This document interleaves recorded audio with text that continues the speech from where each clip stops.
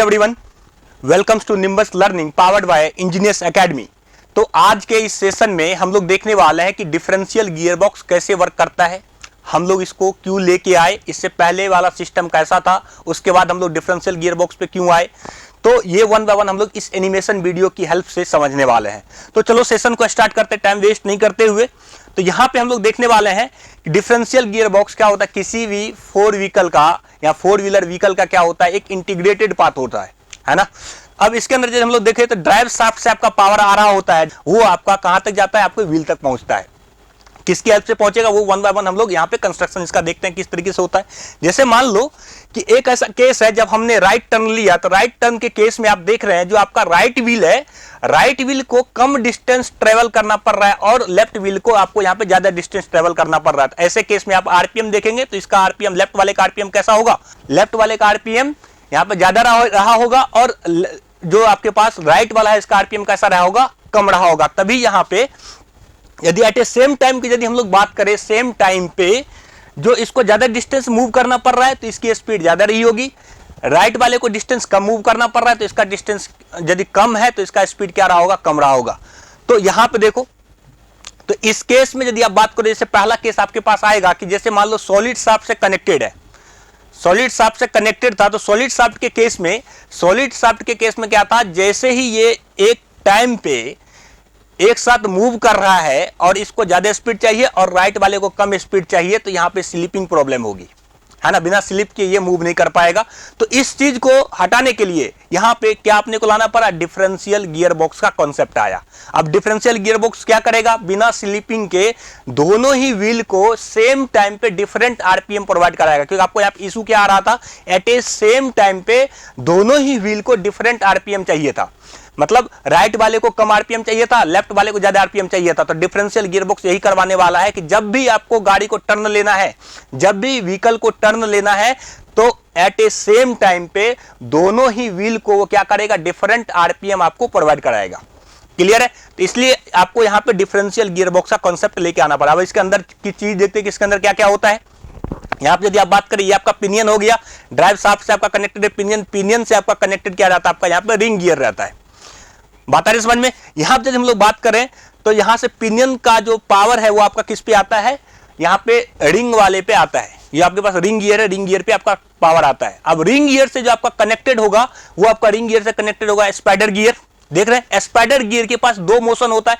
पहला यदि ये रोटेट करता है अलोंग द रिंग गियर, दूसरा ये जो इसका खुद का एक्सिस है, इसके ऑन एक्सिस पे ये रोटेशन करेगा। देख रहे हो, तो इसके पास दो रोटेशन है, एक तो ये इसके रिंग गियर के अलोंग रोटेट करेगा, दूसरा ये खुद के एक्सिस पे रोटेट करेगा। अब देखें, इसके बाद इसके साथ साइड गियर लगा रहता है, pinion gear, ring gear, spider gear, और ये इसके पास क्या हो गया, आपके पास साइड गियर हो गए, लेफ्ट साइड और राइट साइड का गियर हो गया। क्लियर है।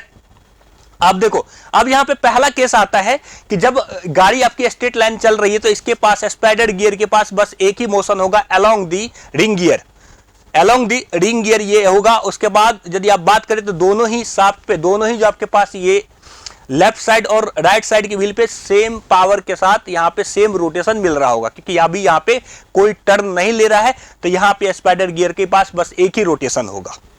क्लियर है। मान लो आपका गाड़ी आप क्या ले लिया, राइट टर्न ले लिया, तो ऐसे केस में आप देख रहे हैं कि ऐसे केस में यदि आप यहाँ पे देखेंगे, ऐसे केस में आप देखो जो स्पीड आपको चाहिए, आरपीएम चाहिए, लेफ्ट वाले पे ज्यादा चाहिए और राइट वाले पे आपको कम चाहिए। अब इसी चीज को मैनेज करेगा आपका डिफरेंशियल गियरबॉक्स।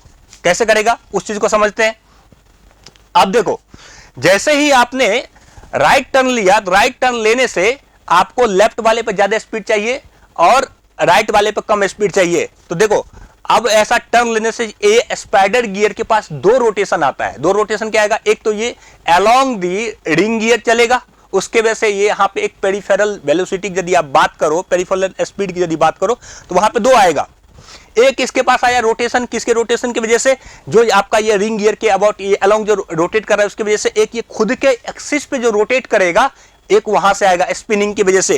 तो यहां पे यदि लेफ्ट साइड की यदि आप बात करो तो लेफ्ट साइड क्या हो जाएगा, ये दोनों का सम हो जाएगा, एक तो इसके रोटेशन का, दूसरा इसका स्पिनिंग का। तो जिसके वजह से क्या होगा, लेफ्ट साइड पे ज्यादा पावर मिलेगी। और राइट साइड की यदि हम लोग बात करें तो रोटेशन और स्पिनिंग का कैसा होगा, वहां पे डिफरेंस अपने को मिलने वाला है। क्लियर है? देखो यहां से दो स्पीड, एक तो रोटेशन, एक इसके पास क्या मिला, एक इसके पास स्पिनिंग मिला। अब देखो इसके पास जो इसका कंपोनेंट बनेगा, इस वाले में इसका कंपोनेंट देखना, एक रोटेशन की वजह से एक कंपोनेंट बाहर आया और ये स्पिन कर रहा है, ये ऐसे स्पिन जो कर रहा है इसकी वजह से दूसरा कंपोनेंट आया। दोनों ही कंपोनेंट का सेम डायरेक्शन है तो लेफ्ट साइड पे क्या हो जाएगा, दोनों का एडिशन हो जाएगा। और वही यदि राइट साइड की यदि हम लोग देखो दोनों का सेम डायरेक्शन है तो यहाँ पे एडिशन हो जाएगा और यहाँ पे राइट साइड पे क्या हो जाएगा, एक दूसरे का डिफरेंस हो जाएगा। तो इसकी वजह से इसके पास ज्यादा स्पीड होगा, इसके पास कम स्पीड होगा। क्लियर है? इधर देखो स्पीड देखो इसका कम है, इसके पास स्पीड कैसा है, ज्यादा है। बात आ रही है समझ में? तो यही काम करता है आपका डिफरेंशियल गियर बॉक्स। यहाँ पे आरपीएम इसका ज्यादा होगा, इसका आरपीएम आपके पास कम होगा। अब देखो दूसरा केस कैसा आया, जैसे मान लो आपने क्या ले लिया, लेफ्ट टर्न ले लिया।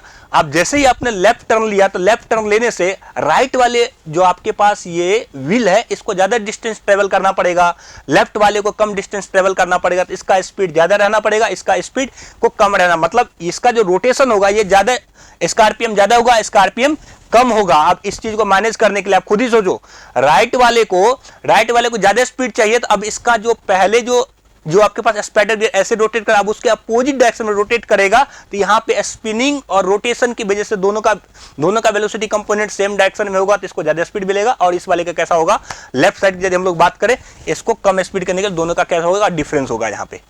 और इस केस में जो स्पाइडर गियर है पहले जो आपका रोटेशन था जस्ट उसके अपोजिट डायरेक्शन में रोटेट करेगा। क्लियर है?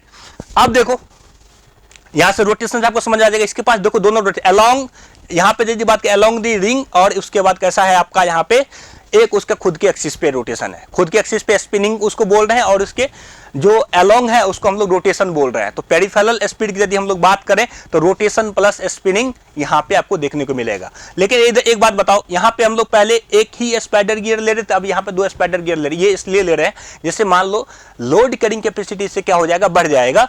इसके वजह से हम लोग जनरली क्या करते हैं, यूज करते हैं दो यहाँ पे स्पाइडर गियर का यूज करते हैं। लेकिन हैवी लोड के व्हीकल के केस में, हैवी लोड यदि आपका व्हीकल है ऐसे केस में आपको चार भी देखने को मिल सकता है जब आपका हैवी लोड व्हीकल रहेगा तो। क्लियर है? और ये दोनों स्पाइडर गियर कैसे होंगे, एक दूसरे के अपोजिट डायरेक्शन में घूम रहा होगा। रोटेशन यदि बात करें एक दूसरे के कैसा होगा, एक दूसरे के अपोजिट डायरेक्शन में होगा। क्लियर है यहां तक? अब देखो यदि हम लोग बात करें यहां पे तो जो डिफरेंशियल गियर बॉक्स होता है आपका जनरली दो टाइप का होता है। ओपन गियर बॉक्स, यहां पे यदि बात करो इधर देखो, पहला कैसा हो गया, ओपन डिफरेंशियल गियर बॉक्स हो गया। दूसरा यदि टाइप्स की यदि हम लोग बात करें स्टैंडर्ड डिफरेंशियल गियर बॉक्स हो गया। अब यहां पे यदि आप देखो इसके अंदर आपने क्या देखा कि डिफरेंशियल गियर बॉक्स जो है आपका वो क्या काम करता है, जब आप टर्न ले रहे होते हैं तो डिफरेंट आरपीएम आपका प्रोवाइड करवाता है दोनों ही व्हील को। इसके बाद यदि अब इसके दो मेन फंक्शन की यदि हम लोग बात करें डिफरेंशियल गियर बॉक्स का, जिसमें आपका क्या है, जिसमें आपका पहला क्या है, स्पीड रिडक्शन का।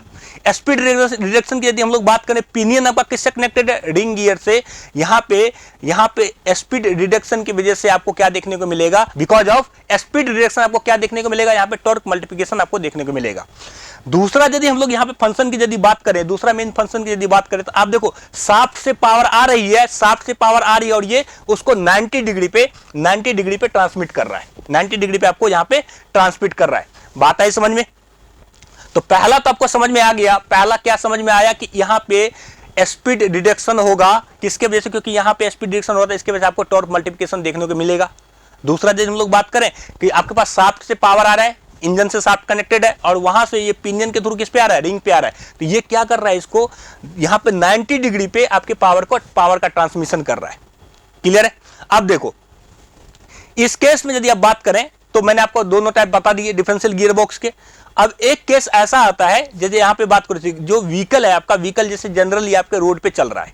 अब एक टाइम ऐसा आया जैसे मान लो ये वाला जो आपके पास लेफ्ट साइड का जो व्हील है, लेफ्ट साइड का व्हील तो आपका जो सरफेस है मान लो गुड ट्रैक्शन का है, यहां पे कोई दिक्कत नहीं है। लेकिन दूसरा वाला जो व्हील है आपका, इसके नीचे कोई स्लिपरी आ गया है ना। अब जैसे ही यहां पे आ गया तो क्या हो, मैक्सिमम जो पावर का ट्रांसमिशन होगा वो सारा का सारा किसको दे देगा, ये स्लिपरी वाले व्हील को दे देगा। तो जस्ट मैक्सिमम यहां पे जो पावर है यदि ये स्लिपरी वाले को मिल गया तो ये आगे मूव नहीं कर पाएगा। बातें समझे? अब इस चीज को ही ओवरकम करने के लिए हम लोग क्या लेके आए, limited slip differential gear box लेके आए।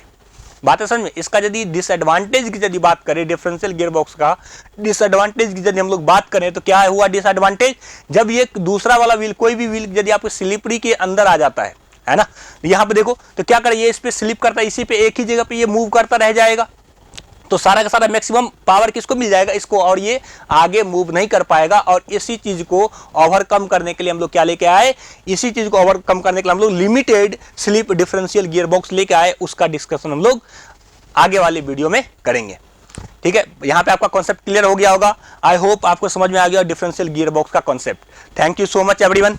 तो हम लोग मिलते हैं नेक्स्ट वीडियो लेक्चर में, जहां पे आपको हम लोग लिमिटेड स्लिप डिफरेंशियल गियरबॉक्स के बारे में बात करेंगे। क्लियर है, क्लियर है, चलो thank you so much. If you really like the video, please hit the like button, share the video, subscribe to our YouTube channel and press the bell icon for the latest updates. Thank you.